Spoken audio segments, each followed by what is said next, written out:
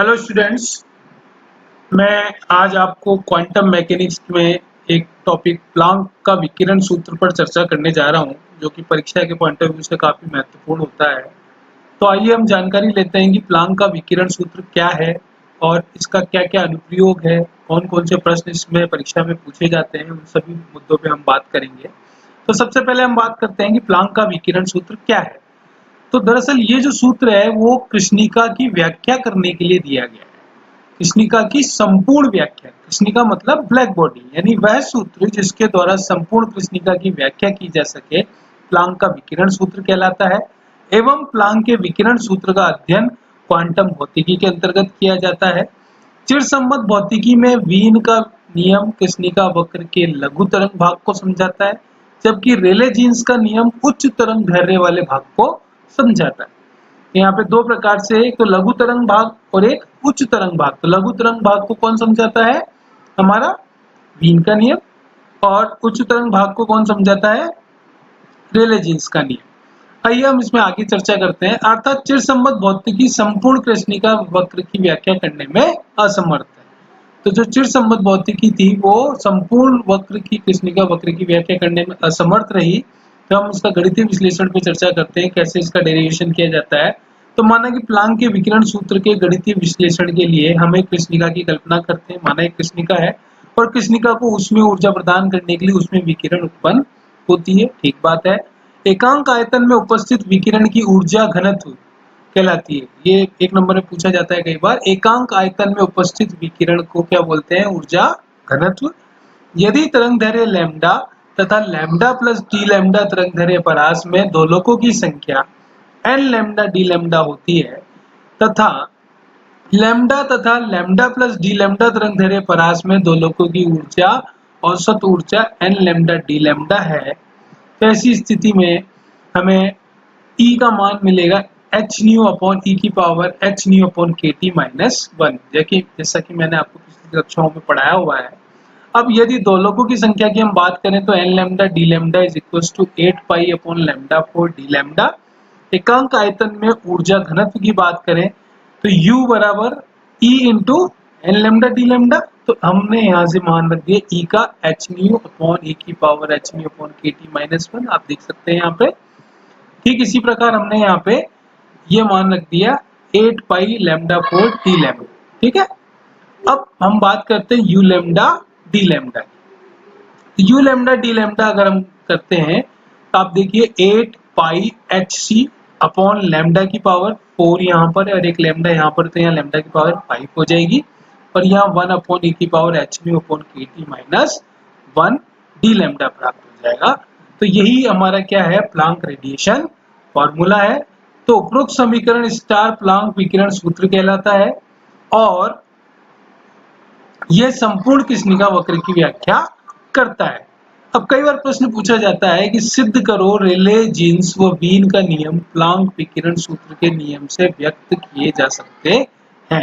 यानी आपको प्लांक विकिरण सूत्र का प्रयोग करते हुए रेले जीन्स का नियम और वीन के नियम को स्थापित करना है।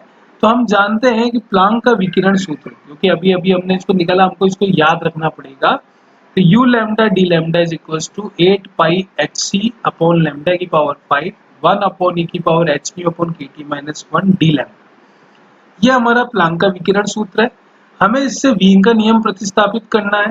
तो हमने पहले ही चर्चा करी है कि वीन का नियम जो है वो लघु तरंग दैर्ध्य के लिए कार्य करता है। तो लघु तरंग दैर्ध्य के लिए काम करेगा तो एच सी अपॉन लैम्डा के टी का मान 1 से बहुत ज्यादा हो जाएगा और ऐसी स्थिति में हम उसको एक को नगण्य अगर मान लें तो यू लैम्डा डी लैम्डा का मान हमको 8 पाई एच सी अपॉन ई की पावर एच न्यू अपॉन के टी लैम्डा की पावर माइनस 5 डी लैम्डा प्राप्त होगा, क्योंकि यहाँ जो लैम्डा की पावर 5 थी हमने इसको ऊपर ले लिया तो यहाँ पर आ जाएगा लैम्डा की पावर माइनस 5।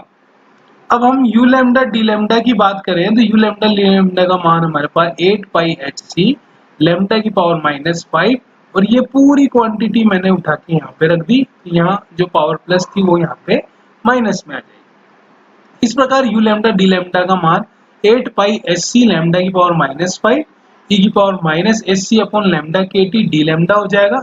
माना हमने कि 8 पाई एच सी का मान है कैपिटल ए और एच सी।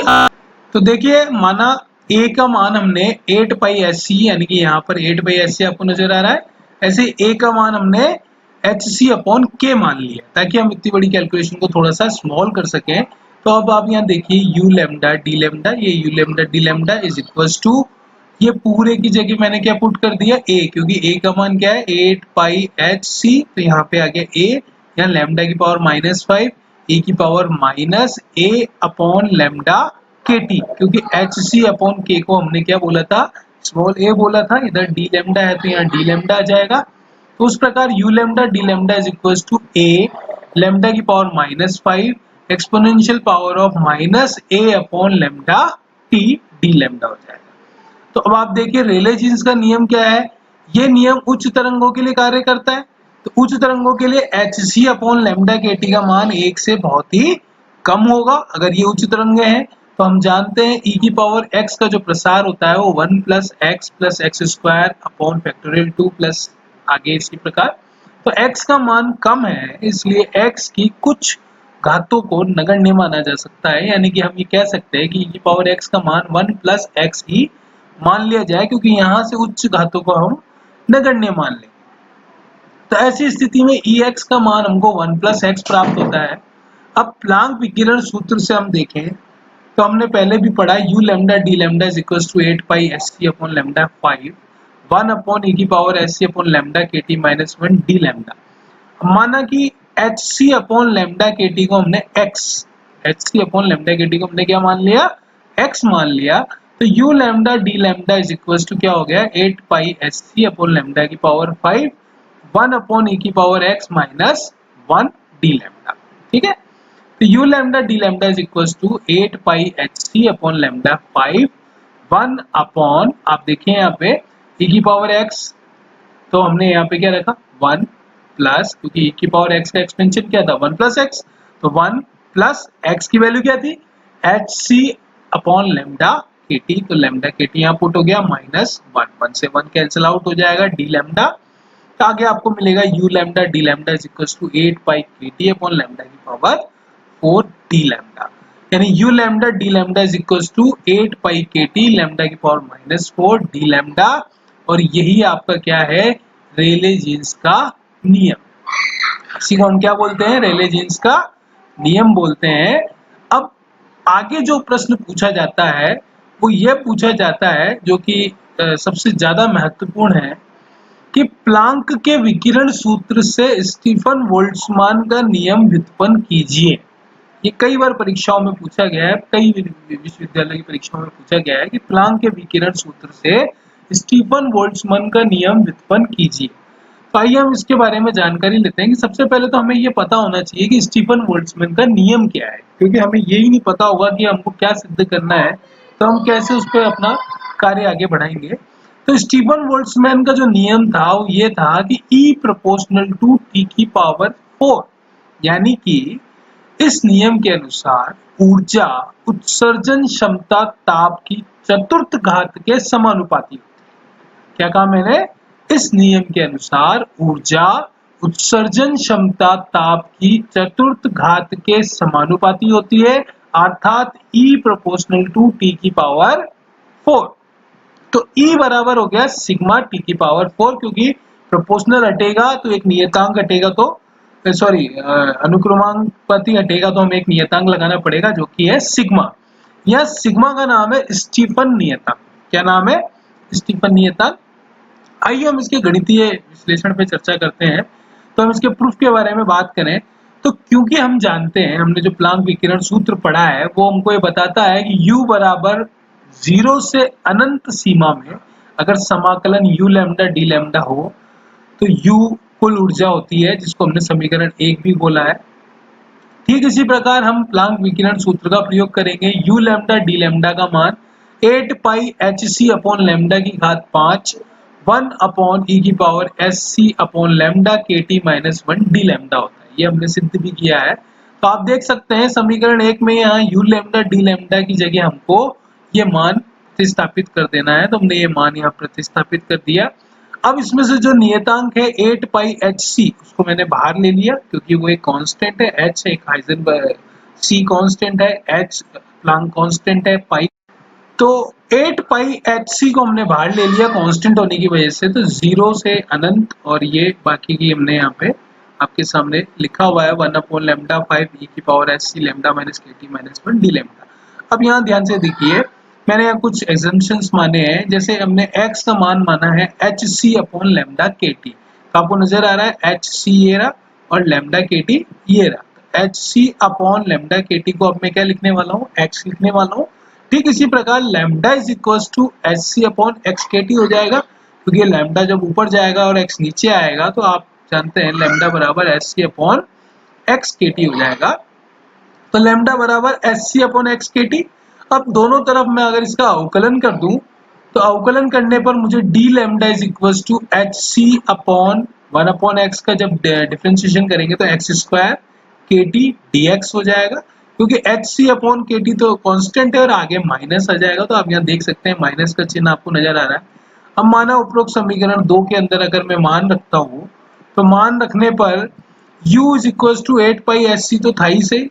आप यहाँ देख सकते हैं, अगर आपको यहाँ प्रॉब्लम है तो यहाँ से देख सकते हैं, ये जो समीकरण है इसमें मैं मान रख रहा हूँ। तो मान रखने पर मैंने लैम्डा की जगह तो ये रख देना है और बाकी की जगह x रख देना है। तो यहाँ देखिए आप, जब मैंने मान रखा तो एच सी अपन लैम्डा का मान रखा एच सी अपन एक्स के टी की घात 5 e की पावर x माइनस 1 और बाकी का बचा हुआ भाग यहाँ पे आ जाएगा dx।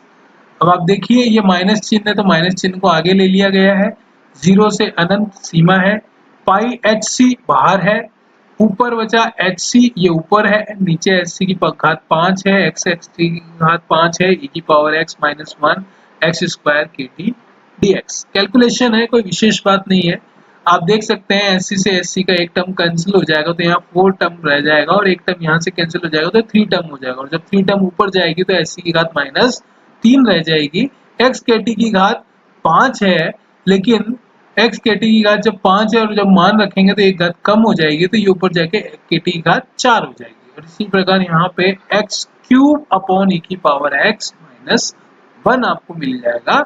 और अब आप देखिए एक समाकलन हमने कक्षा 12वीं में पढ़ा था कि 0 से अनंत एक्स क्यूब अपॉन ई की power x minus 1 D x अगर हमको कहीं मिलता है तब उसके स्थान पर पाई की घात 4/15 का प्रयोग कर सकते हैं, बशर्ते कि उसकी सीमा 0 से अनंत हो।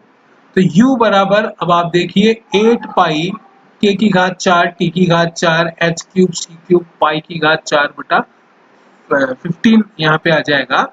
और ये जो सूत्र हमारे पास आया है, इसी सूत्र को ध्यान से देखें आप, हम आगे जाके इसी से स्टीफन नियतांक हम सिद्ध करेंगे। तो E बराबर सी यू अपॉन 4, ऊर्जा घनत्व और ऊर्जा में एक संबंध होता है, E बराबर सी यू अपॉन 4। अब U का मान मैं यहाँ रख रहा हूँ, U अभी आपने यहाँ से ज्ञात किया है समीकरण 3 से, तो समीकरण 3 का यह मान उठा के मैं यहाँ रख दूंगा इस जगह पर। तो जब ये C का मान U का मान यहाँ रखा जाएगा तो E का मान हो जाएगा C अपॉन 4 और ये पूरा U का मान, और इसको हल कर लिया जाएगा तो E बराबर 2/15 pi 5 K4 T4 upon h cube c square. तो यहाँ पे जो T4 है इसके अतिरिक्त जितनी भी यहाँ पे जो चीजें बच रही हैं ये सभी को एक नियतांक मान लिया हमने सिग्मा, और सिग्मा को ही हम क्या बोलते हैं, स्टीफन नियतांक बोलते हैं। तो जहाँ सिग्मा बराबर 2 पाई की घात 5 K4 upon 15 H cube c square जो कि स्टीफन नियतांक है। तो आज हमने जो है यहाँ पे इसके बारे में चर्चा करी। अब मैं जो आगे आपको टॉपिक पढ़ाने जा रहा हूँ उसका नाम है प्रकाश विद्युत प्रभाव। प्रकाश विद्युत प्रभाव जैसा कि नाम से ही स्पष्ट है कि ये एक ऐसा प्रभाव है जो प्रकाश के अधीन चलता है। ठीक है, तो प्रकाश विद्युत प्रभाव को समझने के लिए आपके सामने एक चित्र नजर आ रहा है आपको। इस चित्र को ध्यान से देखिए, एक बंद नलिका है जिसके 2 सिरे P1 P2 आपको नजर आ रहे होंगे। एक माइक्रोमीटर इसमें लगा हुआ है, माइक्रोमीटर इसका मतलब इसमें प्रवाहित धारा का मान बहुत ही कम मात्रा का है। एक बीच में वोल्ट मीटर भी लगा हुआ है, धारा नियंत्रक RH है और एक बैटरी है जिस पर आवेश समझाया गया है। तो हम इसको समझने के लिए सबसे पहले बात करते हैं कि प्रकाश विद्युत प्रभाव में किसी धात्विक पृष्ठ पर निश्चित आवृत्ति से अधिक आवृत्ति पर प्रकाश आपतित करवाया जाता है तो धात्विक पृष्ठ से इलेक्ट्रॉन का उत्सर्जन होता है। क्या कहा कि प्रकाश विद्युत प्रभाव ये कह रहा है कि धात्विक पृष्ठ पर जब आप किसी प्रकाश विद्युत प्रभाव ये कह रहा है कि किसी धात्विक पृष्ठ पर निश्चित आवृत्ति से अधिक आवृत्ति का प्रकाश आपतित अगर कराया जाता है तो धात्विक पृष्ठ से इलेक्ट्रॉन का उत्सर्जन होता है। ठीक बात है। अब इन उत्सर्जित इलेक्ट्रॉन को फोटो इलेक्ट्रॉन कहते हैं। किसी भी धात्विक पृष्ठ से जब इलेक्ट्रॉनों का उत्सर्जन होगा तो हम उसको क्या बोलेंगे? फोटो इलेक्ट्रॉन बोलेंगे। और इन फोटो इलेक्ट्रॉनों के कारण जो धारा प्रवाहित होती है उसे हम प्रकाश विद्युत धारा कहते हैं और यह प्रभाव प्रकाश विद्युत प्रभाव कहलाता है। तो आज के लिए इतना ही। अगली कक्षाओं में मैं इसके आगे का भाग आपको समझाऊंगा। धन्यवाद। Thank you very much.